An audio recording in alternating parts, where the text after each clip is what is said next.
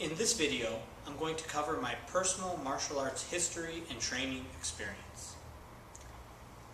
I started my martial arts training when I was in classes when I was 6 years old. Before I was 6, me and my dad and my brother, we did stuff at home, but serious training started when I was 6.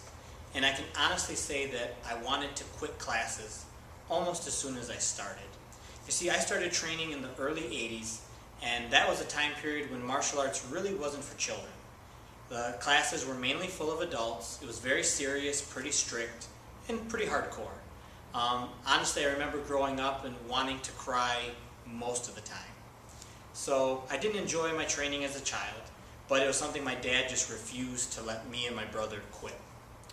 The next stage in our training was competitions. My dad really liked tournament training, so we went to a lot of tournaments. At this time, the only martial art I was training in was Taekwondo. In my Taekwondo training experience, we kind of repeated a cycle. As far as every year we'd compete in the state tournament, and I'd usually win first place or second place at the state tournament every year. Then we'd train for a few months, and in the summertime, we'd compete at nationals. In every nationals, I would get crushed. And I don't mean that I would just lose, I would mean I would be crushed. So at the end of each year, I just had this feeling that I didn't really want to do this again, but we continued to repeat the same pattern. Then eventually, I started training under a different Taekwondo coach, and I actually started to learn the Olympic style sparring, which was the competition that we were doing. And one thing I still tell my students to this day is the rules of the game dictate how the game is played.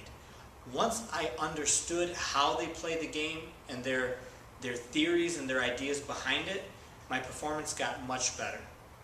My big breakthrough was when I went to Northern Michigan University, and I attended a camp by the then Olympic coach, Coach Han Lee.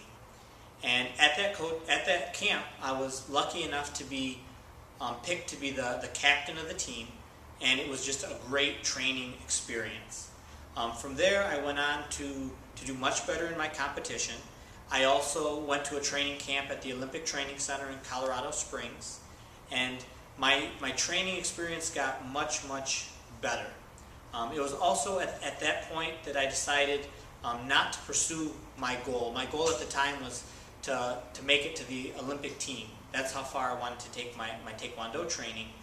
But I saw what the other high-level competitors were willing to do, and I wasn't willing to do it. I wasn't willing to leave my high school and move to the Olympic Training Center and basically, give up my life for the goal of, competing in the Olympics. Nothing against people who make that decision. I mean, they're amazing competitors, amazing athletes, but that just wasn't for me.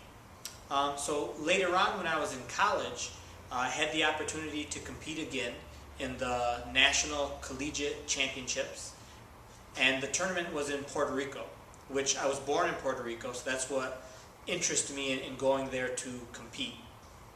And at this tournament, in my first match, I looked at my opponent, and it wasn't my opponent that made me nervous, it was their coach. Sitting behind my opponent was Juan Moreno.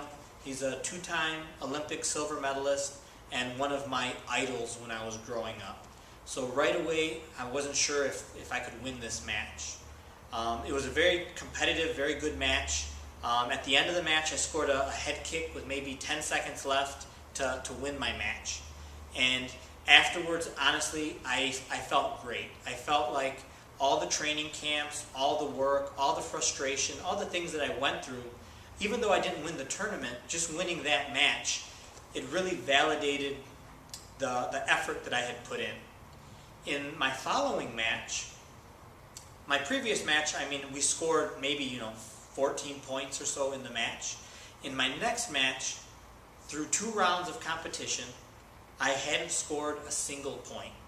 And the way scoring is set up, you score a point if there's 3 judges, and 2 of the 3 have to register on the electronic triggers that they're holding in their hand, red or blue.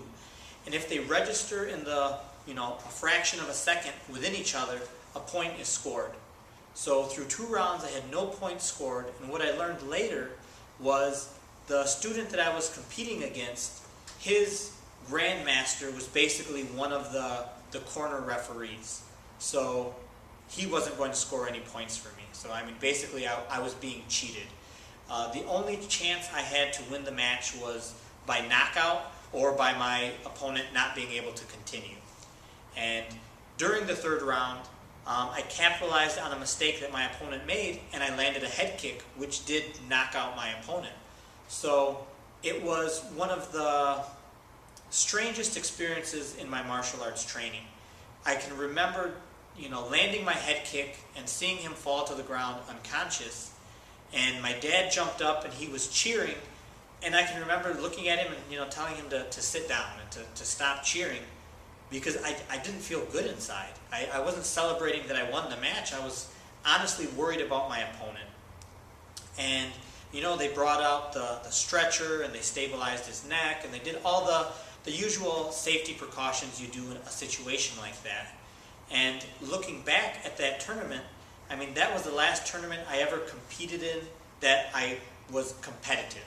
I mean, I've competed in other events, mainly for friends who are hosting tournaments, just for fun, but not a serious competition. And the reason is, if I could go back and not throw that kick, I wouldn't throw the kick. I would just lose my match. And against any other opponent, if they had that same opportunity against me, they would throw the kick. So that's when I realized that I have to stop competing, because we're not competing on a level ground. So in the match following that one, because since I won, I still had to continue on with the tournament. That last match, I think I lost by 2 points, maybe 1 point. It was a competitive match. I had a head kick that I missed. My dad says that I missed the kick because of what happened in the last fight.